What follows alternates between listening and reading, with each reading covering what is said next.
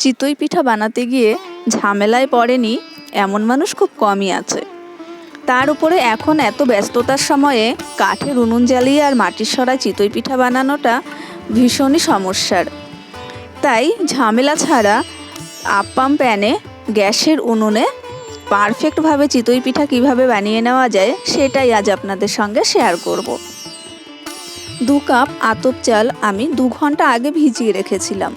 2 ঘন্টা বাদে জল ঝারিয়ে নিয়েছি। আর দেখুন চালটা একদম নরম হয়ে গেছে। নখ দিয়ে চাপ দিলেই চালগুলো 2 টুকরো হয়ে যাচ্ছে। ঠিক এরকমভাবে ভিজিয়ে নিতে হবে 2 থেকে 3 ঘন্টা। তারপরে একটা মিক্সিং বোলের মধ্যে চালগুলো দিয়ে দিচ্ছি আর দিচ্ছি সঙ্গে উষ্ণ গরম জল।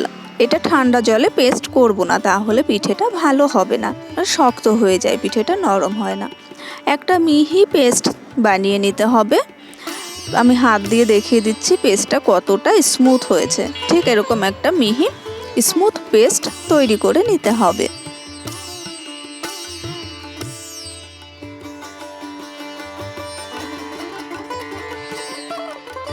বাকি চালটাকেও বেটে নিয়েছি। তারপরে ঢাকা চাপা দিয়ে রেখে দিতে হবে 10 মিনিট। 10 মিনিট বাদে আমি এখান থেকে হাফ মতো ব্যাটার অন্য একটা পাত্রে নিয়ে নিচ্ছি। তবে আপনারা যদি পুরোটা পিঠে তৈরি করেন তাহলে ওই এক পাত্রেই হয়ে যাবে। যেহেতু আমি সব পিঠে এখনই তৈরি করব না, পরে তৈরি করব, তাই আমি হাফ ব্যাটার নিয়ে নিচ্ছি অন্য একটা পাত্রে। এখন এই ব্যাটারের মধ্যে দিয়ে দিচ্ছি পরিমাণ মতন লবণ আর দিয়ে দিচ্ছি হাফ টিস্পুন বেকিং পাউডার। আপনারা বেকিং সোডা ব্যবহার করতে পারেন, সেক্ষেত্রে পরিমাণ একটু কম দিতে হবে। ব্যাটারটা অনেক ঘন আছে, তাই অল্প অল্প জল মিশিয়ে ব্যাটারটাকে একটু পাতলা তৈরি করে নিতে হবে। ব্যাটারটা পাতলা করার জন্য অবশ্যই উষ্ণ গরম জল ব্যবহার করবেন।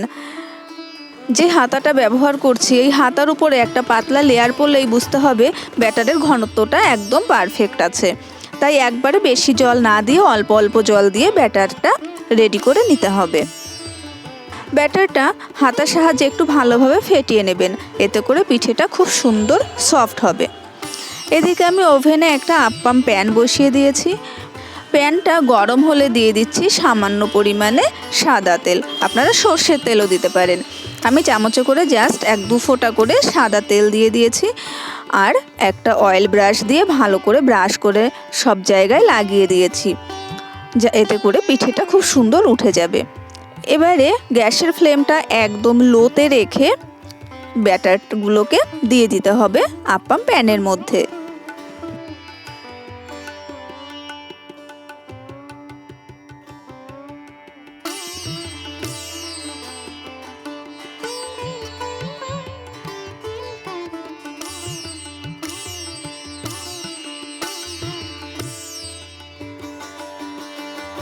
ব্যাটার একদম ভরে ভরে দেওয়া যাবে না, কেননা পিঠেটা ফুলবে, সেক্ষেত্রে বাইরে বেরিয়ে যাবে।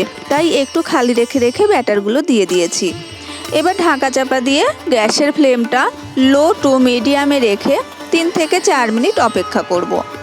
মিনিট 4 বাদে ঢাকা চাপাটা খুলে নিয়েছি।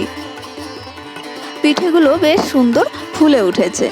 এবার এই পিঠেগুলোকে উল্টে দেব। একটা চামচের সাহায্যে পিঠেগুলো আমি তুলে নিচ্ছি। দেখুন কত সুন্দরভাবে উঠে যাচ্ছে, একটা পিঠেও কিন্তু একটুও লেগে থাকছে না। পিঠেগুলোকে উল্টে দিয়ে আবার 1 মিনিট মতো অপেক্ষা করতে হবে অপর পাশটা আর একটু সিদ্ধ হয়ে যাওয়ার জন্য। তবে এটা না দিলেও কোনো অসুবিধা নেই, তবে একটু উল্টে দিলে একটু মুচমুচে হয় পিঠেটা। পিঠেগুলো উল্টে দিয়ে আমি মিনিট খানেক অপেক্ষা করেছি। তারপরে এগুলো নামিয়ে নিচ্ছি একটা প্লেটে। এই চিতই পিঠে খেজুরের গুড় দিয়ে ভীষণ ভালো লাগে, আমিও তাই নলেন গুড় দিয়েই সার্ভ করেছি। এই রেসিপিটি কেমন লাগলো অবশ্যই কমেন্ট করে জানাবেন। ভালো লাগলে চ্যানেলটা সাবস্ক্রাইব করে রাখবেন, পাশে থাকা বেল আইকন অবশ্যই ক্লিক করে রাখবেন, যাতে নতুন নতুন রেসিপি শেয়ার করার সঙ্গে সঙ্গে আপনারা নোটিফিকেশান পেয়ে যান। দেখা হবে পরের রেসিপির সঙ্গে।